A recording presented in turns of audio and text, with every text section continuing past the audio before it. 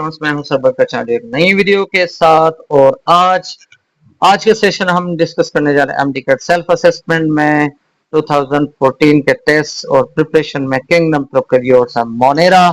और आज हम जो प्रीवियस जितने भी टेस्ट हो चुके हैं उनमें से जो हमें एप्रोप्रिएट एमसीक्यूज मिले हैं, रिपीटेड एमसीक्यूज मिले हैं हमें, और उन सबको हमने विद रीजन के साथ जो है वो डिस्कस करना है वन बाय वन। तो हमारे साथ रहिएगा। चलते हैं वीडियो की तरफ। चैलेंज एंड क्वेश्चन नंबर 1 में डियर स्टूडेंट्स कहा गया कि बैक्टीरिया वर डिस्कवर्ड बाय। तो डियर स्टूडेंट्स बैक्टीरिया को सबसे पहले जो डिस्कवर किया था वो लेवनहुक ने किया था। और कहां से किया था डियर? कब किया था? 1674 में किया था। और कहां से किया था? ये ब्लड और प्लस प्रोटोजा से किया। ठीक है जी, ब्लड और प्रोटोजा से इन्होंने बैक्टीरिया को सबसे पहले डिस्कवर किया था। अगर हम बात करते हैं लुईस पास्चर की, तो डियर लुईस पास्चर को father of microbiology, father of microbiology या बैक्टीरियोलॉजी हम इसको कहते हैं। लेकिन जो हमारा करेक्ट ऑप्शन है इस सवाल का वो हमारा है अल्फा। ठीक है जी, तो लेवन एंटनी वान लेवनहुक उसका नाम। ठीक है जी, तो चलते हैं क्वेश्चन नंबर 2 की तरफ। क्वेश्चन नंबर 1 है क्वेश्चन नंबर टू की अगर हम बात करते तो archaeo bacteria derived from Greek means. तो डियर आर्कियो बैक्टीरिया जो है उसकी लिटरली मीनिंग जो है वो है एंशियंट बैक्टीरिया। और एंशियंट बैक्टीरिया क्यों कहते हैं? क्योंकि पुराने दौर के थे। ये केटलाइटिक बैक्टीरिया थे और ये एडवर्स कंडीशन में रहते थे। उस वक्त कंडीशन सपोर्ट नहीं करता था, एडवर्स कंडीशन में रहते थे। और इनका जो टेम्परेचर था वो था 120 सेल्सियस। 120 सेल्सियस इनका टेम्परेचर था। और ये थर्मल वेंट पे थे। थर्मल वेंट पर थर्मल वेंट पर डियर स्टूडेंट्स इसको हम कहते हैं थर्मल वेंट या हॉट स्प्रिंग, या इसको हम क्या कहते हैं? Hot spring. ये हॉट स्प्रिंग में ये सरवाइव करते हैं। तो ये एडवर्स कंडीशन थी उस एनवायरनमेंट के लिहाज से। ठीक है, जो तो चलते हैं क्वेश्चन नंबर 3 की तरफ। तो क्वेश्चन नंबर डियर 3 में इन्होंने क्या पूछा है? और इन्होंने हमसे पूछा है who found the term animalcules for microorganisms like bacteria and protozoa। तो डियर स्टूडेंट्स एनिमल्क्यूल्स जो है सबसे पहले जो यूज किया गया था वो किया था एंटनी वान लीeuwenhoek ने। तो आंसर विल बी अल्फा। ठीक है जी।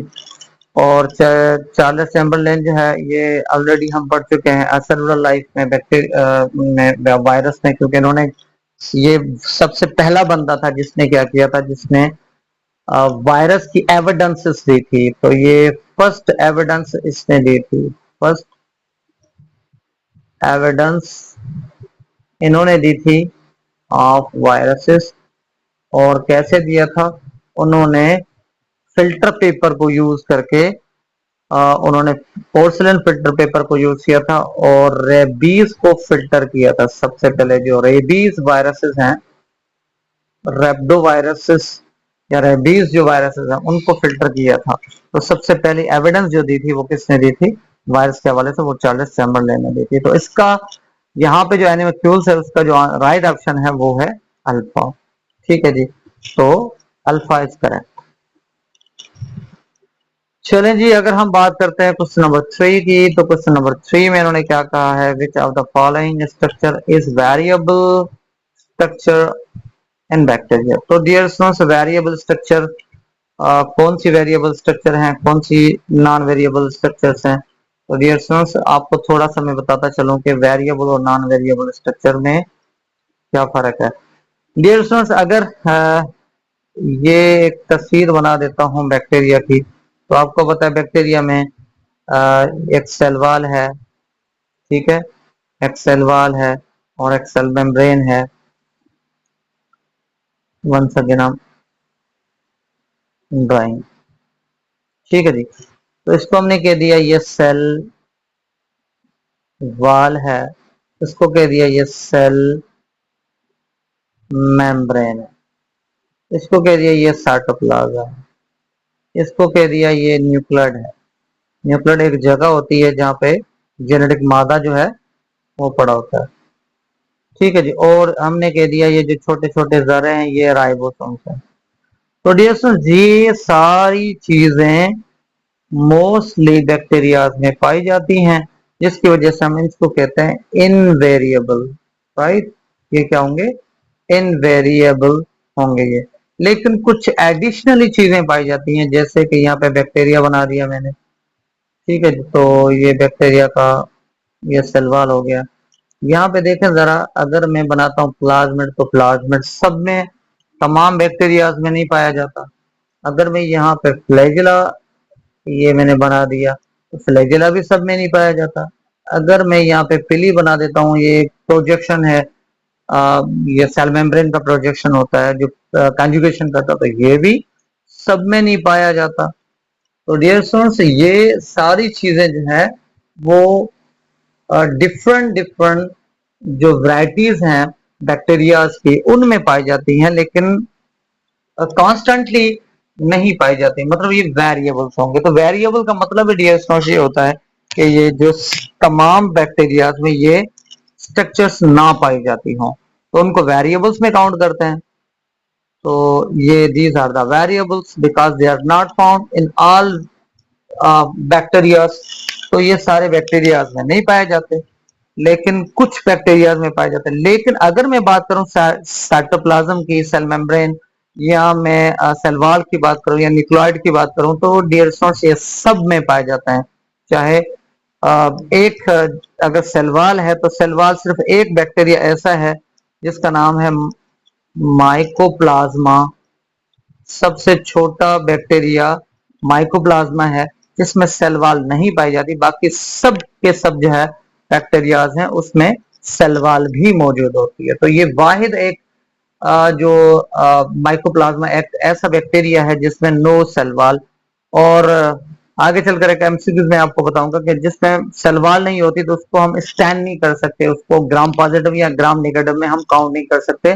तो ये ना तो ग्राम पॉजिटिव में आता है, ना ही ये ग्राम नेगेटिव में आता है। क्यों? क्योंकि ग्राम पॉजिटिव या नेगेटिव की जब भी हम बात करेंगे, तो हम सेल वॉल जो होता है उसको हम प्राइमरी डाइस और सेकेंडरी डाइस के साथ जो है हम क्या करते हैं, उनको जो है हम उसमें डाइस हम डालते हैं। एक्सपेरिमेंट होता है कि हम उसको आइडेंटिफाई करते हैं। लेकिन यहाँ पे ये चीज नहीं पाई जाती, इसलिए हम कहते हैं कि माइकोप्लाज्मा जो है वो उसमें सेलवाल नहीं है, बाकी सब में सेलवाल है। तो ये सेलवाल जो है इनवेरिएबल है, न्यूक्लियड इनवेरिएबल है, और साइटोप्लाज्म इनवेरिएबल है। तो ये दीज आर इनवेरिएबल। तो यहाँ पे इनवेरिएबल्स के फर्दर जो है मैं कुछ एग्जांपल्स में लिखवा देता हूँ। ठीक है जी। तो इनको अपने पास लिख दें। चलें जी। अगर मैं बात करूं इन वेरिएबल्स की, तो यहाँ पे इन वेरी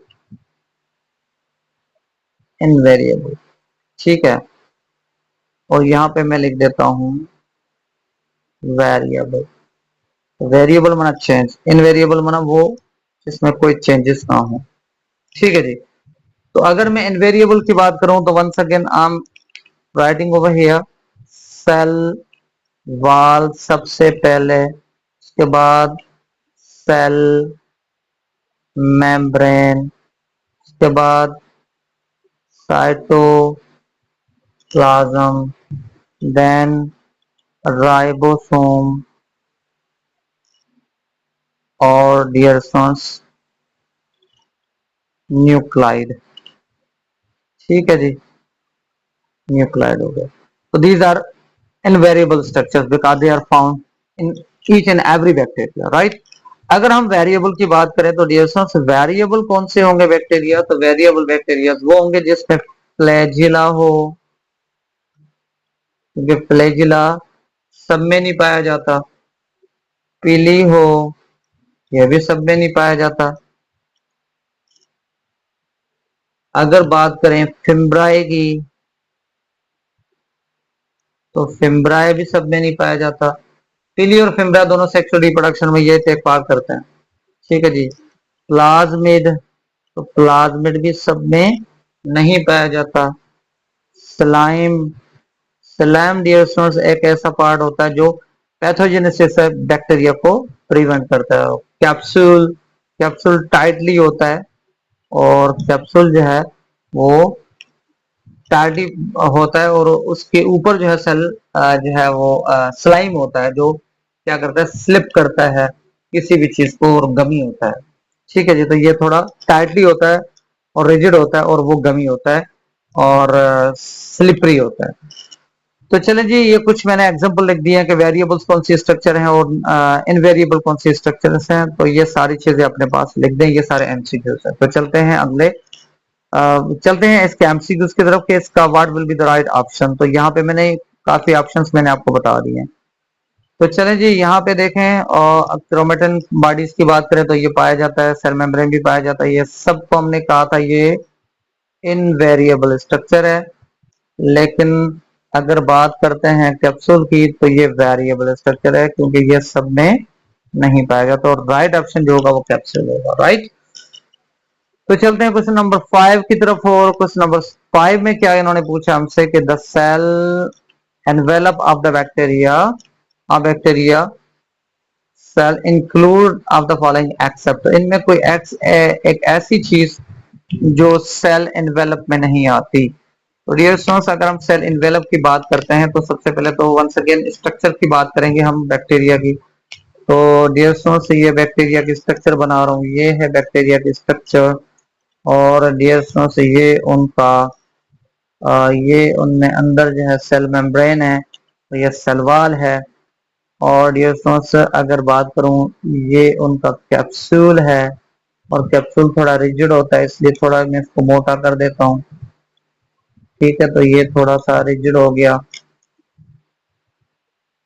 ठीक है जी, और इनके ऊपर डियर स्टूडेंट्स क्या होता है, इनके ऊपर एक कैप्सूल होता है और ये कैप्सूल जो है ये थोड़ा गमी वगैरह होता है। ठीक है जी, तो अगर मैं सबसे पहले बात करूं, सबसे पहले आउटर स्ट्रक्चर की बात करूं तो सबसे पहले आउटर स्ट्रक्चर जो डियर स्टूडेंट्स आपके सामने है वो कैप्सूल है। राइट, तो सबसे पहले क्या है, ये कैप्सूल है। ये देखें जरा, नंबर 1 इसको मैं कहूंगा ये कैप्सूल है। और नंबर 2 ये जो ब्लैक है ये इनका जो है, सॉरी नंबर 1 स्लाइम है,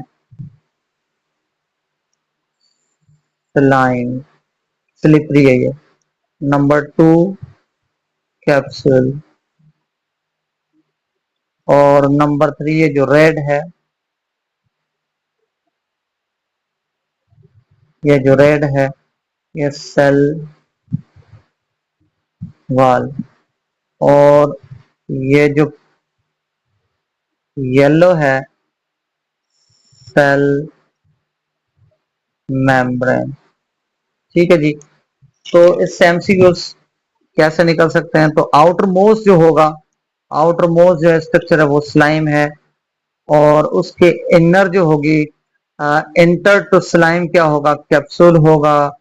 और एंटर टू कैप्सूल क्या होगा, ये होगा सेल वॉल। और इनर मोस्ट पार्ट कौन सा होगा, सेल मेम्ब्रेन होगा। जो स्लाइम होगा डियर स्टूडेंट्स वो लूज होगा और ये लूजली अटैच होता है, इसको इजीली हम जो है वो निकाल भी सकते हैं। और याद कर लें एमसीक्यूज इससे आ सकते हैं स्लाइम से। जो स्लाइम है स्लाइम के हवाले से ये कि ये प्रोटेक्शन देता है पैथोजेनेसिटी से। ठीक है जी, तो ये प्रोटेक्ट करेगा फ्रॉम पैथोजेनोसिटी से, ये क्या करेगा, प्रोटेक्ट करेगा। और ये आउटर मोस्ट पार्ट होता है और ये फेगोसाइटोसिस यानी ये पैथोजेनोसिटी किसके लिए, कि इसको कोई पैथोजन अटैक नहीं कर सकता लेकिन ये खुद जो है वो पैथोजन जो है खुद एक पैथोजन है इसलिए इसको पैथोजेनोसिटी प्रोवाइड भी करेगा लेकिन प्रोटेक्ट भी करेगा। प्रोटेक्ट करना इसका जो है, किससे प्रोटेक्ट करेगा? फेगोसाइटोसिस से। फेगोसाइटोसिस से इसको प्रोटेक्ट किया जाएगा। कौन करेगा? स्लाइम करेगा। और इसको जो है फेगोसाइटोसिस जो है, फेगोसाइटो साइटो जो है फेगोजिनोसिटी, इसको फेगोजिनोसिटी जो है वो कौन देगा? ये स्लाइम फेगोजिनोसिटी देता है। फेगोजेनोसिटी का मतलब ये होता है कि अगर ये किसी बॉडी के अंदर चला जाता है तो ये एज ए पैथोजन के तौर पे चला जाता है, लेकिन स्लैम जो है उसमें कुछ टॉक्सिक मटेरियल होता है जिसकी वजह से कोई इनगल्फ इसको नहीं कर सकता, तो प्रोटेक्शन दे सकता है। अगर कैप्सूल की बात करें डियर दोस्तों, तो कैप्सूल जो है वो गमी है, ये जो है थोड़ा ये गमी है और स्टिकी है और ये टाइटली बॉन्डेड होता है। स्लाइम जो है वो लूजली बॉन्डेड होता है। ये स्लाइम लूजली बॉन्डेड होता है और कैप्सूल जो होगा डियर दोस्तों, ये कैप्सूल ये टाइटली बॉन्डेड होता है। ठीक है जी, ये टाइटली बॉन्डेड। तो these are extra MCQs regarding the capsule and slime and cell wall as well। ठीक है जी, तो चलते हैं। अब इन्होंने एक्सेप्ट पूछा है कि सेल एनवेलप। तो डियर दोस्तों यहाँ पे देखें, ये कैप्सूल, स्लाइम और सेलवा, ये तीनों के तीनों जो है वो सेल इनवेलप में आते हैं। ठीक है, सेल इनवेलप आते हैं एक्सेप्ट सेल मेम्ब्रेन। तो सेल मेम्ब्रेन जो है उसका करेक्ट ऑप्शन होगा कि ये सारी चीजें जो हैं वो किस में आती हैं? वो सेल इनवेलप में आती हैं, लेकिन करेक्ट ऑप्शन क्या होगा? सेल मेम्ब्रेन होगा। ठीक है जी, तो चलते हैं क्वेश्चन 6 की तरफ। तो डियर स्टूडेंट्स, क्वेश्चन 6 में इन्होंने क्या हमसे पूछा है? इन्होंने हमसे पूछा है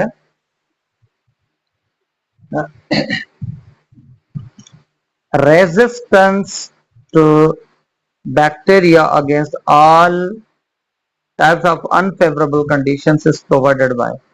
तो डियर स्टूडेंट्स, जब भी अनफेवरेबल कंडीशन आती है तो बैक्टीरिया खुद को क्या करता है? वो प्रोटेक्टिव एक कंडीशन में रख देता है ताकि वो एडवर्स कंडीशन का मुकाबला करे। और फिर जब फेवरेबल कंडीशन आता है तो फिर उनमें से बाहर निकल आता है। ऐसे समझे कि एक ब्लैंकेट चढ़ जाती है उनके ऊपर।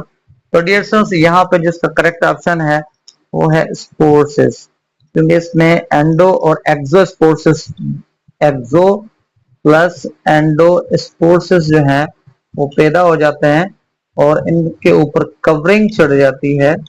कवरिंग चढ़ जाती है जो इसकी जो है वो प्रोटेक्शन करती है। सिस्ट भी ये फेवरेबल अनफेवरेबल कंडीशन में इनको हम कर सकते हैं। सिस्ट जो है वो भी ऐसे ही करता है, लेकिन उस कुछ क्राइटेरियाज होते हैं इसके सिस्ट के भी। लेकिन का जो बेस्ट ऑप्शन होगा वो एक्सो और एंडो स्पोर्सिस। तो यहाँ पे स्पोर्सिस मौजूद है, इसलिए हम स्पोर्सिस को टिक करेंगे। ठीक है जी, तो चलते हैं क्वेश्चन नंबर 7 की तरफ। तो डियर स्टूडेंट्स, क्वेश्चन नंबर 7 में इन्होंने क्या कहा? क्वेश्चन नंबर 7 में इन्होंने कहा unlike the green plants which have their chlorophyll in the chloroplast, bacterial chlorophyll is। तो डियर स्टूडेंट्स, आपको खुद को पता है कि क्लोरोफिल की जब भी हम बात करते हैं बैक्टीरिया में, अगर प्लांट की बात करते हैं डियर स्टूडेंट्स, तो देखो ये प्लांट का सेल, अगर हम प्लांट का सेल बनाते हैं तो डियर स्टूडेंट्स ये प्लांट का सेल है ऐसे, और ये उनका न्यूक्लियस है और उनका ये क्या होता है डियर स्टूडेंट्स, इनमें अंदर ये ग्रीन मादा होता है। और इनको थोड़ा सा जूम कर लें तो डियर स्टूडेंट्स यहाँ पे देखिए थाइलेपॉइड मेम्ब्रेन्स और ये क्लोरोप्लास्ट मौजूद होता है। ठीक है जी, ये क्लोरोप्लास्ट का मौजूद है, थाइलेपॉइड मेम्ब्रेन्स मौजूद होती है, लेकिन मेम्ब्रेन बाउंड होता है। ठीक है जी, अगर मैं बात करूं क्लोरोफिल लेकिन किस में पाया जाता है, हम बात करेंगे ग्रीन प्लांट्स में। तो हमें पता है कि क्लोरोफिल जो है वो क्लोरोप्लास्ट में अंदर होता है, लेकिन बैक्टीरिया क्लोरोफिल किस में होगा? तो डियर स्टूडेंट्स, अगर बैक्टीरिया की बात करेंगे तो बैक्टीरिया में कोई इंक्लूसिव मेम्ब्रेन नहीं होता, लिहाजा इनका जो क्लोरोफिल होता है वो साइटोप्लाज्म में ऐसे पड़ा हुआ होता है, डिस्पर्स होता है ऐसे, ठीक है। तो करेक्ट ऑप्शन जो होगा वो it will be the disperse या डिस्पर्शन, डिस्पर्स्ड इन साइटोप्लाज्म। तो साइटोप्लाज्म ये फैला हुआ होता है, पकड़ा हुआ होता है, मादा पड़ा हुआ होता है, ठीक है जी। अगर हम बात करें क्वेश्चन नंबर 8 की, तो क्वेश्चन नंबर 8 में डियर स्टूडेंट्स जो है वो क्या होगा, इसका आंसर क्या होगा। डियर स्टूडेंट्स क्वेश्चन नंबर 8 कहता क्या है, सबसे पहली बात ये, food poisoning and gas forming rod shaped bacteria is. तो डियर स्टूडेंट्स अगर खाली फूड पॉइजनिंग आ जाता तो मोस्टली मोस्टली जितने भी हैं वो फूड पॉइजनिंग करते हैं, ठीक है। मोस्टली जैसे शिगिला है, कोलोस्ट्रिडियम है, साल्मोनेला है, मोस्टली ये सारे करते हैं। लेकिन यहाँ पे लिखा हुआ है गैस फार्मिंग एज वेल, और यहाँ रॉड शेप भी लिखा हुआ है। तो डियर स्टूडेंट्स यहाँ पे फूड पॉइजनिंग और ये गैस का भी, गैस फार्मिंग भी इन्होंने हमसे पूछा है। तो गैस फार्मिंग भी जो करेगा डियर स्टूडेंट्स वो कौन करेगा, वो क्लस्ट्रिडियम जो है वो करता है, ठीक है जी। तो राइट ऑप्शन जो होगा वो क्लस्ट्रिडियम ये होगा। वैसे साल्मोनेला भी बैक्टीरिया क्या फूड पॉइजनिंग करता है, और शिगिला भी क्या करता है, फूड पॉइजनिंग करता है, लेकिन गैस को प्रोड्यूस नहीं करता ये, ठीक है। तो यहाँ गैस की प्रोडक्शन जो है उसके हवाले से उन्होंने हमसे पूछा। तो चलते हैं क्वेश्चन नंबर 9 की तरफ। तो क्वेश्चन नंबर 9 में डियर स्टूडेंट्स ने पूछा मिल्क फर्मेंटेड बाय, मिल्क जो है वो फर्मेंटेट कौन करता है। तो डियर स्टूडेंट्स अगर मिल्क फर्मेंटेशन की बात हम करेंगे तो मिल्क फर्मेंटेड बाय, तो डियर स्टूडेंट्स आपको खुद को पता है घरों की ये रेमेडी है। तो लैक्टोबैसिलस जो है और क्या करेगा, मिल्क को फर्मेंटेट करता है। लैक्टो आपने लैक्टोजन 1, लैक्टोजन 2, लैक्टोजन 3 इसको आपने पढ़ा होगा डियर स्टूडेंट्स। तो डियर स्टूडेंट्स यहाँ पे मोस्टली जो हमारे पास एग्जांपल्स हैं वो ग्राम पॉजिटिव और ग्राम नेगेटिव, तो तकरीबन ये सारे जो हैं ग्राम पॉजिटिव और ग्राम नेगेटिव की अगर जब भी थोड़ी सी हम बात करेंगे तो लैक्टोबैसिलस के अलावा जितने भी हैं जैसे कि क्लोस्ट्रिडियम है, डिप्थीरिया है, राइजोबियम है, इनमें डियर स्टूडेंट्स कुछ एग्जांपल्स हैं जो किसमें आते हैं, ग्राम पॉजिटिव और ग्राम नेगेटिव। तो कुछ एग्जांपल आप लिख दें ग्राम पॉजिटिव की और ग्राम नेगेटिव की। तो ग्राम पॉजिटिव और ग्राम नेगेटिव, इनकी कुछ एग्जांपल्स थोड़ी सी लिख दें आप अपने पास, एमसीक्यू है ये भी लिख दें। सबसे पहले जो है मैं लिखता हूं क्लस्ट्रीडियम, ये पॉजिटिव में आता है। डिप्थीरिया ये भी पॉजिटिव में है। Anthracis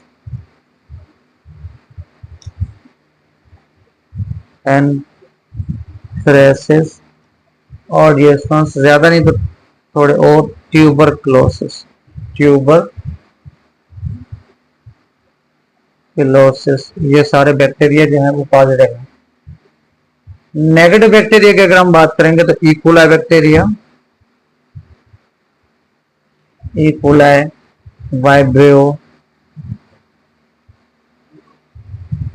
salmonella,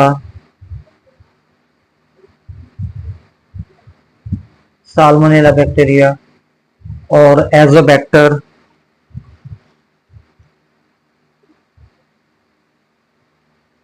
Azotobacter, rhizobium. तो डियर स्टूडेंट्स यहाँ पे राइजोबियम है, इसको मैं क्या कहूंगा, इसको नेगेटिव कहूंगा।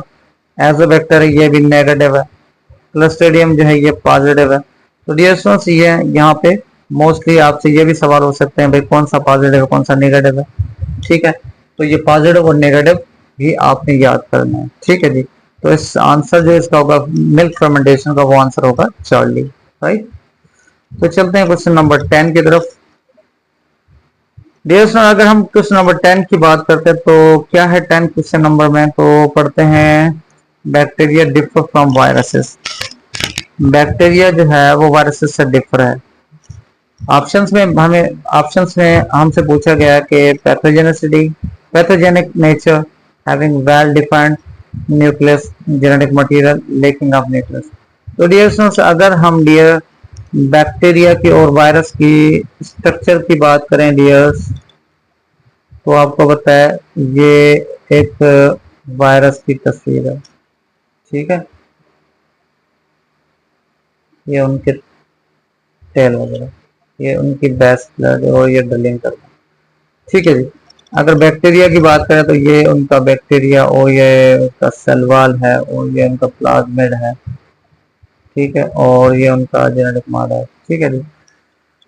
तो बैक्टीरिया वायरसेस से डिफरेंट कैसे है? पैथोजेनिसिटी, अगर हम बात करें पैथोजेनिक, तो दोनों पैथोजन है, तो ये तो डिफर है ही नहीं, फिर तो सिमिलरिटी हो गई इनमें दोनों में। जेनेटिक मटेरियल की बात करें तो यहाँ इसका जेनेटिक मटेरियल, ये न्यूक्लिक एसिड है, इनके ये न्यूक्लिक एसिड है, मतलब इन दोनों का क्या है, जेनेटिक मटेरियल भी मौजूद है।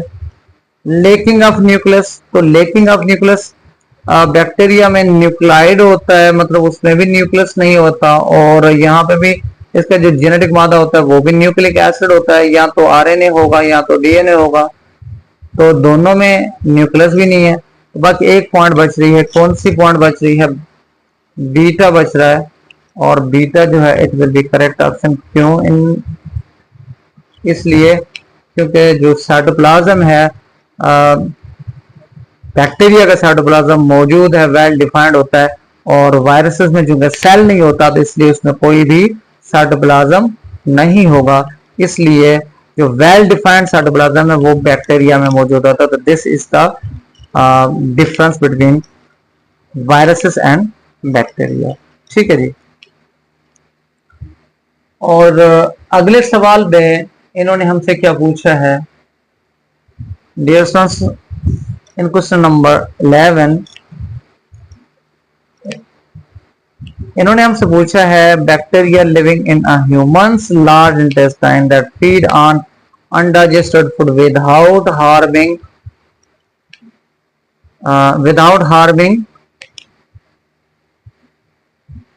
The host are termed as, ठीक है जी।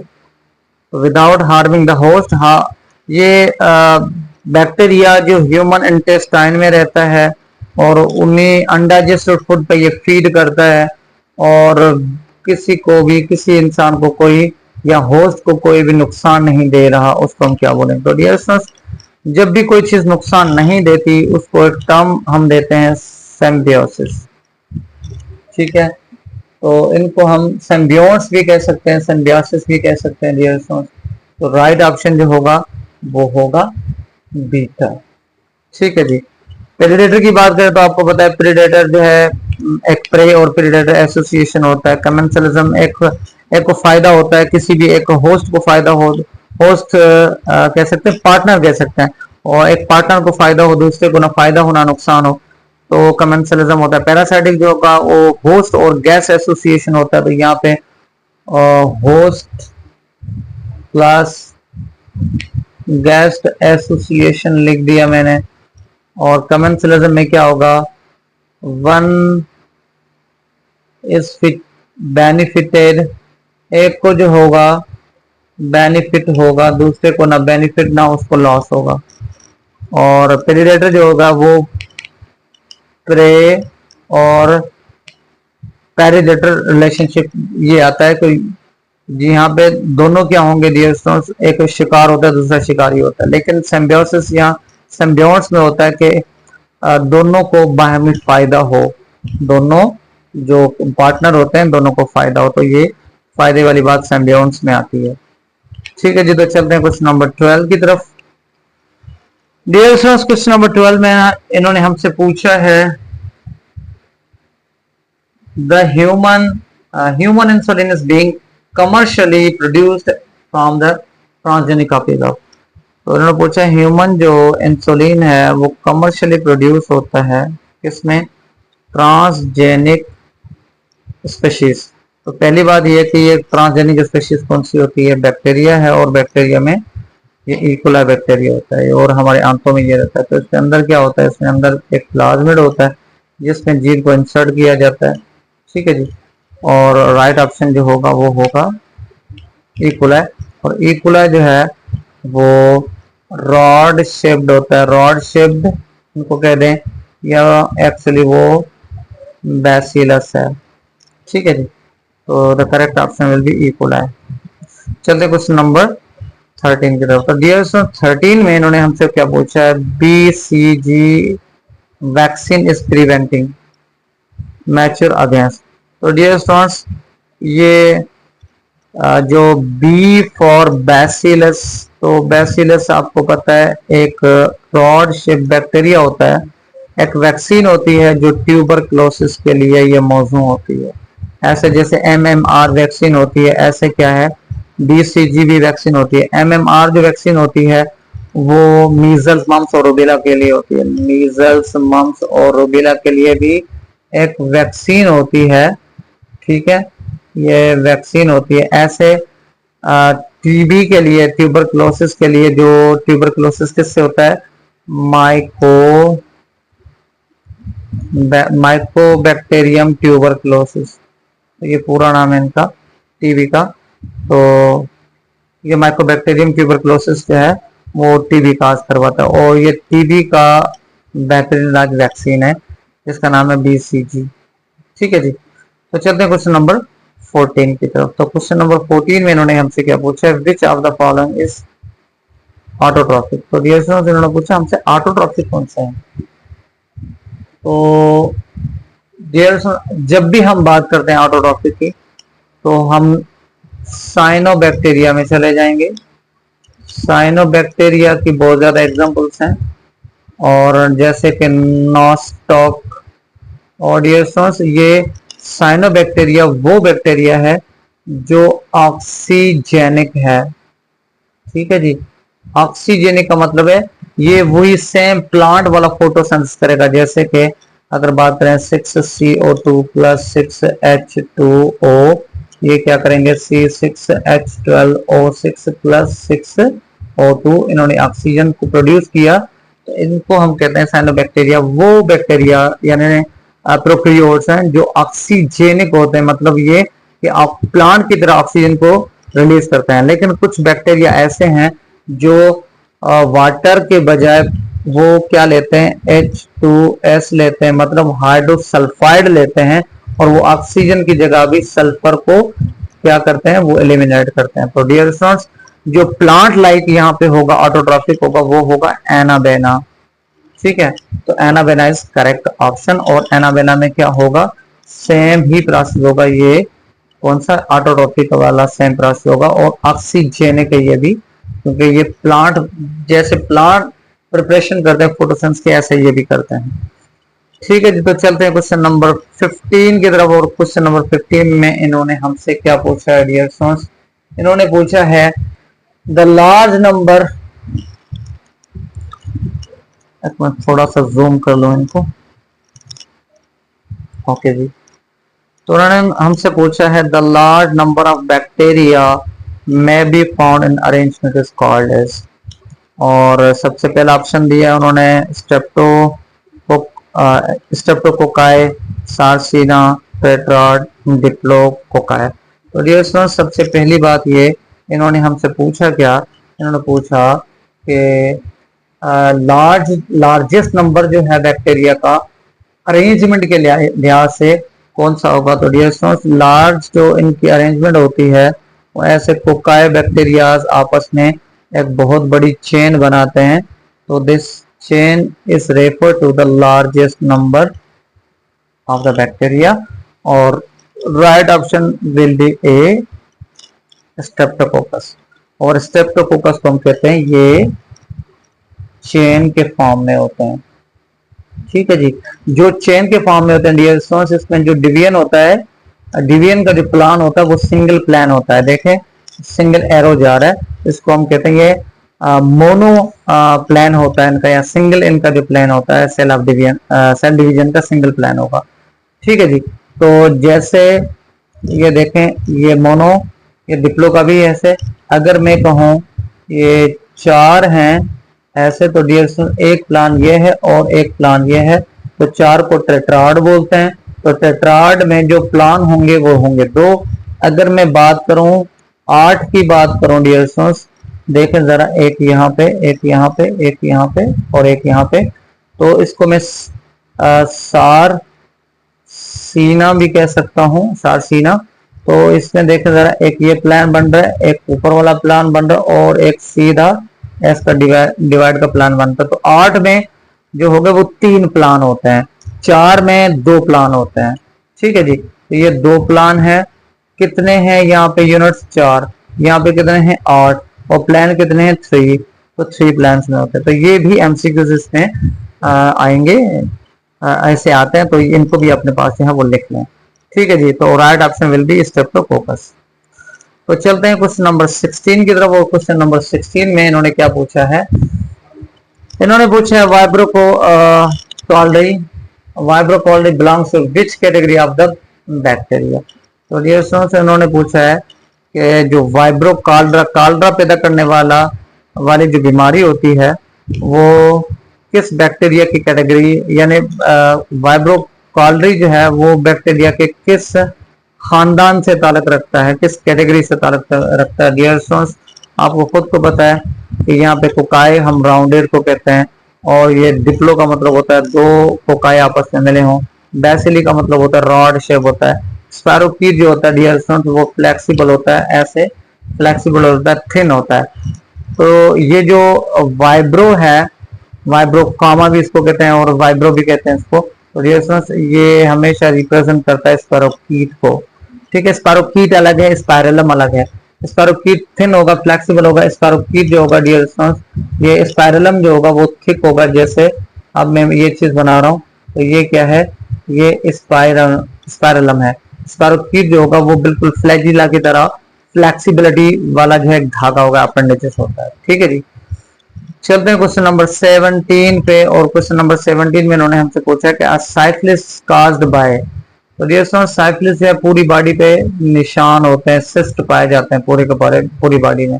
ठीक है, तो ये एक बीमारी होती है। तो राइट ऑप्शन में इन्होंने जो ऑप्शन हमें दिए हैं, अल्फा में एस्पारोकेट दिया है, वाटर ब्लूम्स दिया है, नोस्टोक और साइनो बैक्टीरिया डियर स्टूडेंट्स इन्होंने हमें दिया है। ठीक है, तो साइफिलिस जो है डियर स्टूडेंट्स वो हमेशा किसकी वजह से होता है, वो हमेशा फर्स्ट ऑप्शन है स्पारोकीट की वजह से होता है। ठीक है, स्पारोकीट की वजह से होता है। नोस्टोक और ये दोनों जो हैं ये साइनोबैक्टीरिया की कैटेगरी में आती हैं, और साइनोबैक्टीरिया में ऑटोट्रॉपिक होते हैं। ये बीमारियां वगैरह ऐसी बीमारियां नहीं फैलाती, क्योंकि ये प्लांट के तौर पे काम करती हैं, हमें ऑक्सीजन देती हैं, और ये ऑक्सीजेनिक जो है ये एल्जीज हैं। ठीक है जी। चलें जी, क्वेश्चन नंबर 18 पे चलते हैं। और क्वेश्चन नंबर 18 में इन्होंने हमसे क्या पूछा है, in which of the following species gut living symbionts Escherichia is found. तो डियर स्टूडेंट्स, इन्होंने बताया कि ये जो शेफ्स के अकॉर्डिंग जो इकोलाई बैक्टीरिया है, इकोलाई बैक्टीरिया वो कहाँ पे है, ये सिम्बियोट्स है, क्योंकि डियर स्टूडेंट्स ये विटामिन के तैयार करता है। ठीक है, और ये विटामिन के तैयार करता है कहाँ पे, अनडाइजेस्टेड फूड में। अनडाइजेस्टेड फूड में विटामिन के को तैयार करता है। ठीक है जी। तो ये हमारे लिए बहुत ही अहम है, सिम्बियोटिक के तौर पे हमारी बॉडी में काम करता है विदाउट एनी हार्म। तो इसकी शेप जो होती है डियर स्टूडेंट्स वो होती है रॉड शेप, बिकॉज क्योंकि ये रॉड शेप वाला बैसिलस कहलाता है। तो ये बैसिलस भी आ सकता था यहाँ पे, और रॉड शेप जो है वो सेम ही इसकी जो है वो क्या होगी, ये सेम शेप होती है। तो right option will B D. चलें जी, क्वेश्चन नंबर 19 की बात करते हैं। Arrangement of focus bacteria in chain form is called. तो डियर स्टूडेंट्स अभी हमने पढ़ा था चेन फॉर्म में, कि चेन फॉर्म में हम इसको क्या बोलेंगे, स्ट्रेप्टो बोलते हैं। और अगर सार्सिना की बात करते हैं डियर स्टूडेंट्स, तो सार्सिना में हमने पढ़े थे 8 बैक्टीरियाज ऐसे जो 3 प्लांट्स में होते हैं, ठीक है। और ट्रेट्राड की बात करें तो 4 बैक्टीरियाज ऐसे होंगे, ट्रेट्राड में 4 होंगे। डिप्लो में डियर स्टूडेंट्स ये 2 होते हैं। अगर प्लान की बात करते हैं डियर स्टूडेंट्स, तो इसमें एक ये ऊपर प्लान होगा, एक ये नीचे प्लान, और एक ऐसे 3 प्लान होते हैं। इसमें 2 प्लान होते हैं क्योंकि इसमें 4 सेल्स हैं और प्लान होते हैं 2। इसमें कितने 8 सेल हैं और प्लान हैं 3, और यहाँ पे एक ही प्लान है, ठीक है जी। तो डिप्लोकोकस में ना 2 आपस में जो कोकाई जो बैक्टीरिया आपस में मिलते हैं। तो क्वेश्चन नंबर 20 पे चलते हैं। तो in question number 20 arrangement of coccus bacteria in grape. तो डियर स्टूडेंट्स यहाँ जब भी हम ग्रेप की बात करेंगे तो ग्रेप में कोई पहली बात ये सीक्वेंस नहीं होती, तो ये ऐसे ही क्या होते हैं, गुच्छा सा बना हुआ होता है, देयर इज नो सीक्वेंस। तो ये भी आ सकता है कि किस टाइप, कौन सा टाइप जो है वो बैक्टीरिया का जिसमें कोई सीक्वेंस नहीं है, तो वो ग्रेप लाइक मतलब क्या होगा, स्ट्रेप्टोकोकस होगा। स्ट्रेप्टोकोकाई जो है इट इज करेक्ट ऑप्शन। सार्सिना अभी मैंने आपको बताया, सार्सिना में क्या होते हैं 8 होते हैं, ट्रेट्राड में 4 होते हैं। स्टेफाइलोकोकस जो है सॉरी आंसर स्टेफाइलोकोकस होगा इनका। और स्ट्रेप्टो का मतलब होता है चेन। तो ये डियर स्टूडेंट्स ये ग्रेप उन्होंने पूछा, ये एक चेन लाइक स्ट्रक्चर है, ठीक है। तो इट्स चेन लाइक स्ट्रक्चर। और सार्सिना की अगर बात करें तो डियर स्टूडेंट्स सार्सिना होंगे 8, ट्रेट्राड की बात करें डियर स्टूडेंट्स तो होंगे 4। स्टेफाइलो की बात करें तो डियर स्टूडेंट्स स्टेफाइलो जो होगा वो होगा ग्रेप लाइक स्ट्रक्चर, ठीक है। तो ये ग्रेप लाइक स्ट्रक्चर है। तो ग्रेप लाइक स्ट्रक्चर को हम क्या कहते हैं, ये ग्रेप लाइक स्ट्रक्चर को स्टेफाइलोकोकस, ठीक है जी। उम्मीद है आपको ये वीडियो पसंद आई होगी, और हमारे चैनल को सब्सक्राइब करें और हिट करें हमारे बेल आइकन को। और ये जरा बराबर भी आपको अगर पसंद आई ये हमारी वीडियो, तो हमारे चैनल को सब्सक्राइब जरूर कीजिएगा, अपने दोस्तों के साथ शेयर करें। ये फ्री का सेशन हम लेते हैं स्टूडेंट्स के लिए, ताकि स्टूडेंट्स जो है वो रीजनिंग वाली स्टडी करें, ताकि उनके मैक्सिमम जो नंबर हैं वो आ जाएं विद रीजंस के साथ। ऐसे हम डायरेक्टली आपको आंसर बता सकते थे, लेकिन फिर वो रटाफिकेशन हो जाता। आपको रीजंस का जब तक पता नहीं चलेगा तब तक आपकी भी जो स्टडी होगी वो रटे पे चलेगी, और रीजन का पता चल जाएगा एक दफा तो आपको फिर कभी ये भूलेगा नहीं। तो फिर मिलते हैं किसी नई वीडियो के साथ।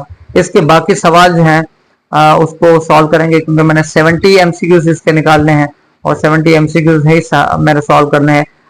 डिस्क्रिप्शन देने की वजह से वीडियो थोड़ी बड़ी हो जाती है, इसके लिए मैं माजर खा हूँ। लेकिन ये जब तक मैं रीजन नहीं दूंगा तब तक ये चीजें आपको रट्टे पे याद नहीं होंगी, याद हो जाएंगी भूल जाएंगे। तो फिर मिलते हैं नई वीडियो के साथ। 21 एमसीक्यू से स्टार्ट करेंगे, तब तक के लिए इजाजत, अल्लाह हाफिज।